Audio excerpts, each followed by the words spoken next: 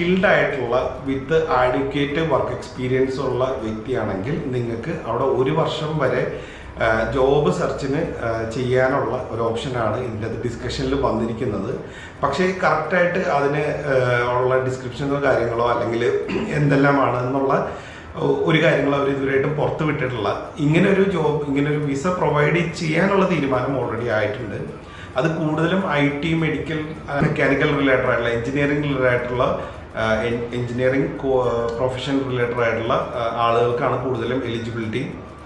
Normally diploma തൊട്ട് മേളിലോട്ടുള്ള 3 year diploma തൊട്ട് മേളിലോട്ടുള്ള പ്രൊഫഷൻസിന് ഇത് അപ്ലൈ ചെയ്യാമെന്നുള്ളതാണ് എൻട്രി ക്രൈറ്റീരിയനെ കുറിച്ച് പറഞ്ഞു കേട്ടത്. ലാംഗ്വേജ് ക്രൈറ്റീരിയ എന്തായാലും ഉണ്ടാവും, അതിന് എത്രയാണ് സ്കോർ എന്നുള്ളത് അറിഞ്ഞിട്ടില്ല.